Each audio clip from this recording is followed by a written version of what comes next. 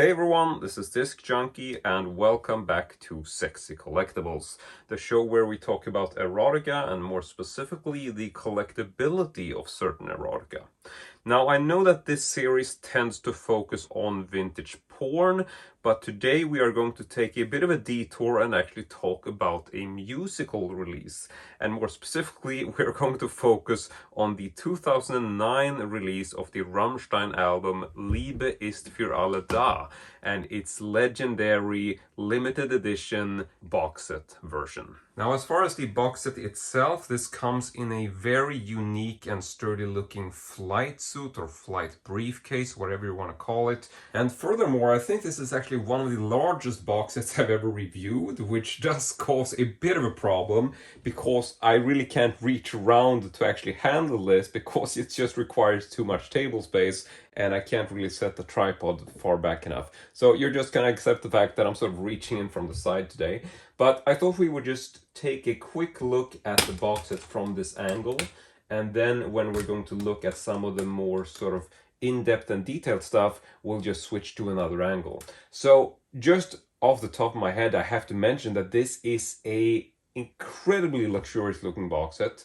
It looks super sturdy, and I just love the detail and craftsmanship that's gone into this. Now, we will be taking a look at the box set from different angles a bit later in the video, but for now, I'm just going to open it the way it is and basically take out the contents because I don't want to move the box around with the contents inside, and you're soon going to understand why. Because, well, you probably know this by now, but this box set is very well known and a bit legendary for the fact that it obviously includes 6 rubber dildos. So yeah, let's just let that sink in for a while. This box set was actually quite controversial when it came out. It went up on like Germany's sort of censorship list on account of some of the contents. And even here in Sweden, the box set was essentially banned in certain stores. And this is not something that happens very often, but basically some of the major sort of music chains and stores here in Sweden just refused to sell it because they just thought it was basically pornography, which I don't really understand. But yeah, this definitely caused a bit of stir pretty much all over the world. And another part of this story is that it was rumored that the 6 dildos were actually modeled after the 6 band members. And yeah, this was an obvious assumption based on the fact that there are 6 band members and there are 6 dildos. So I think this was also something that was part of the promotion. You know, the band tried to sell this fact.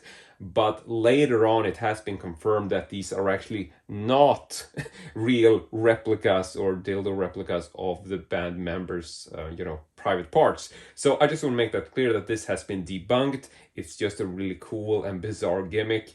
And I can also mention that I did keep one of the dildos sealed. I did actually purchase this through Discogs. It was purchased secondhand. And all of the dildos were sealed when I got them, but I decided to unseal them just because I think that they make for a much cooler display item like this. But I did leave one sealed just so I can show you what kind of, seal it actually has. And it's not really anything special. It's just essentially plastic wrapped around it. And so I thought we would actually unseal this on tape just to show what it's like. So there you go. There's an unseen dildo right in your face. And yeah, I think we are just gonna go ahead and take a closer look at some of the details, but I'm gonna do this at a different angle. And so first up, we can just take a brief look at this little paper insert. This was essentially, the main promotion or the sort of thing that came with the box. It doesn't really have any sort of detailed description aside from this little flyer. So that is the first thing to notice. Next up, we can actually take a look at this entire front section, which is actually detachable. And I think this is quite a nice plus. I'm not sure if it's really needed, but certainly does help me in this review. So first up, we got some keys here, and there's actually 2 sets of keys. One set is for the exterior of, let's see, okay, this is the keys for the exterior box set. So the box is actually lockable, pretty cool feature. Then we got these keys, which are for the handcuffs. So these are, real handcuffs, made of metal, pretty solid, can actually be used and can actually be locked. So I don't know really how much of a detail we're gonna go into on these, but yeah, this is what they look like. So that's pretty much all I got, I suppose. Next up, we can take a look at the actual album. So I'm gonna go ahead and move this a little bit to the side and just bring this out. So I'm not entirely sure if this is available on its own, but I think it might be. I'm not really sure if it's available in this design, that's all I'm saying. But I think this is like the standard sort of deluxe or special edition of the CD. Here's a small sticker that was on the box. Not sure if you're picking up on that, but it just says new album, including bonus CD with more tracks. So let's just go ahead and open this up. Here we got the front, lovely black, glossy and gold print. There is the back, all of the titles on it. There we got the spine, top and bottom. So let's go ahead and move this out of the case and take a bit of a closer look at this. So I'm gonna go ahead and fold this entire thing out. And this is one of those surprisingly long box sets. So I think I'm gonna fold this out all the way.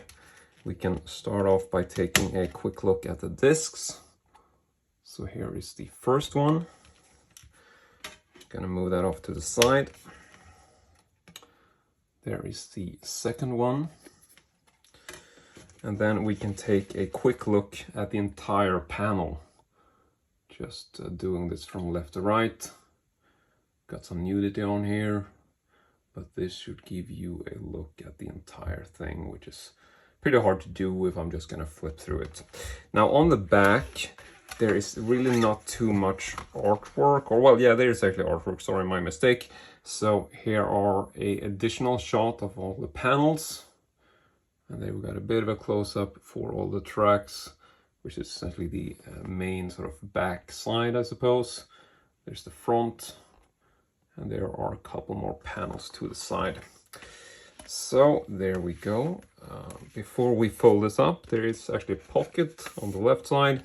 And here we have a booklet, and this is what I was thinking about. So I'm gonna do the same thing here. Also a really, really long fold out. God, never ends. Okay, so this is what I was thinking about. Here is essentially all of the lyrics printed. So this is just one side, which doesn't really have a whole lot of artwork.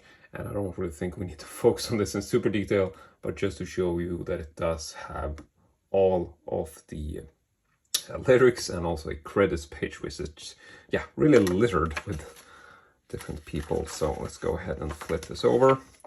Here we got all of the panels on the inside or the outside, whatever it is.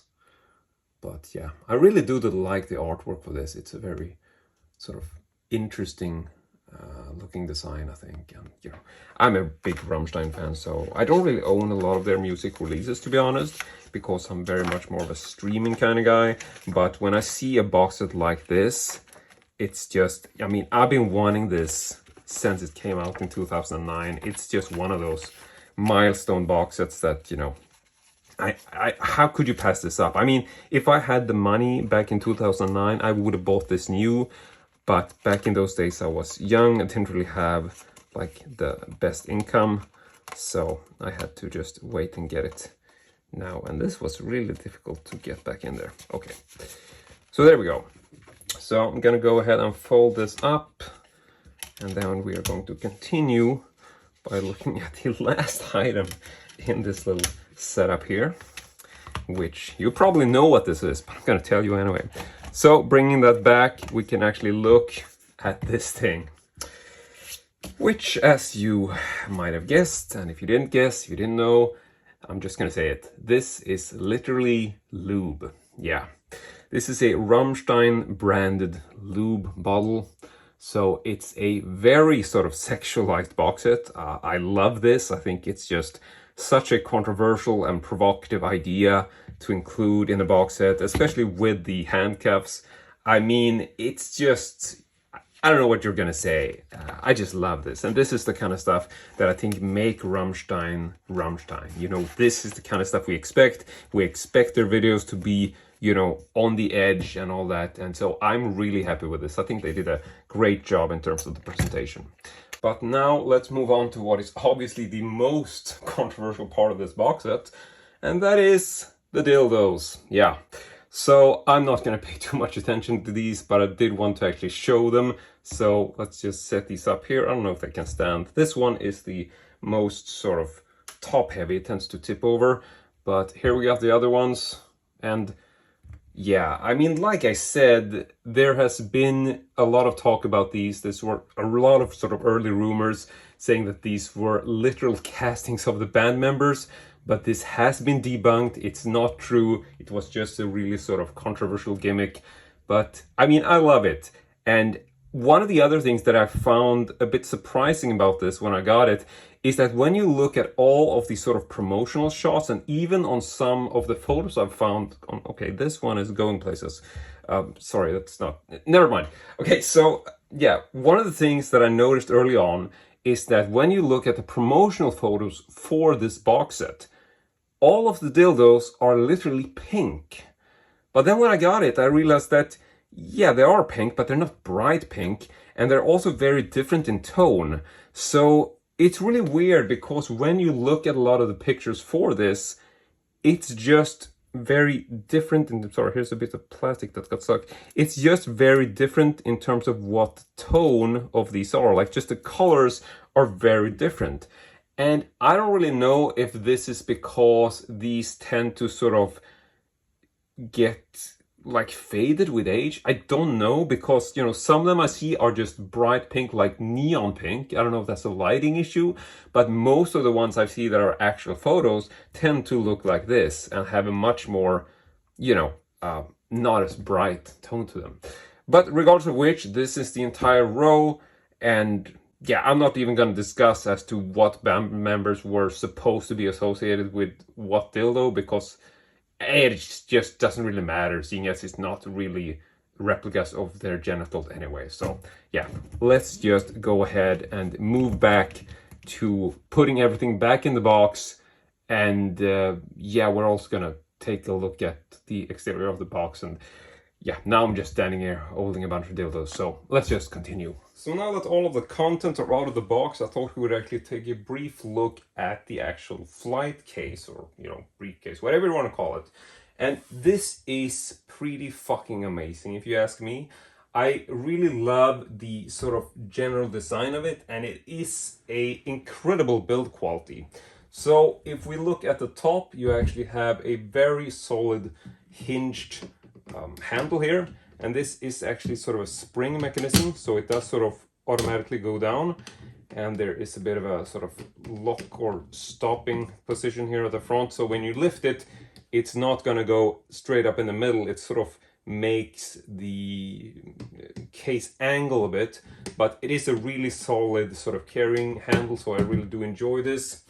If we're going to be looking a bit at the back side or front side, depending on how you want to display this, you can see that this also has the Rammstein logo on it.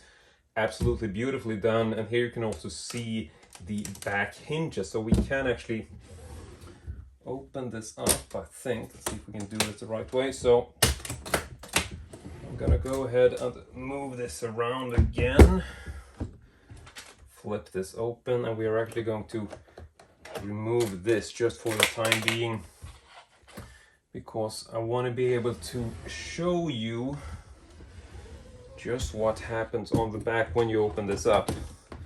So basically, when you flip this open, you can see that it's essentially a hinge, and then there's like a stopping metal thing here that sort of, you know, keeps it from going any further than this. But yeah, hopefully you get an idea of what this sort of functionality actually does to the case.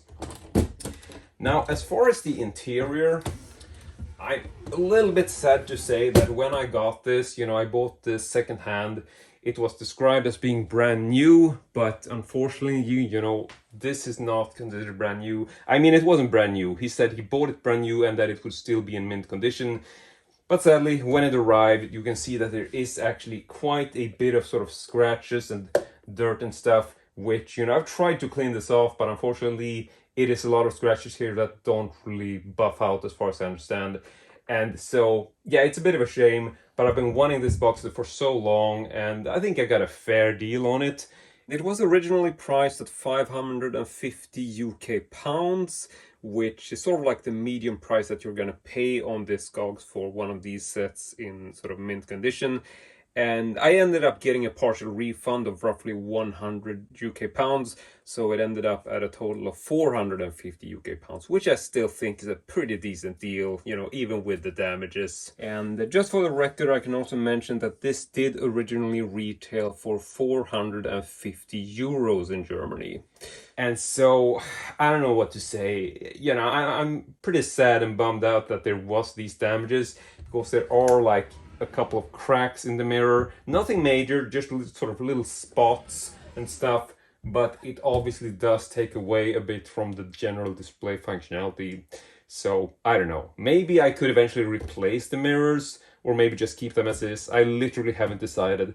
But I am absolutely crazy for the build quality and the general design. So, yeah, it's an amazing box to have.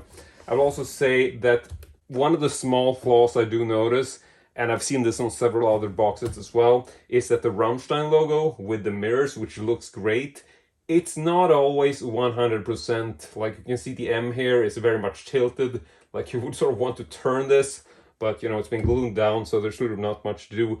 But it's just little stuff like that that feels like it could have been executed a little bit better.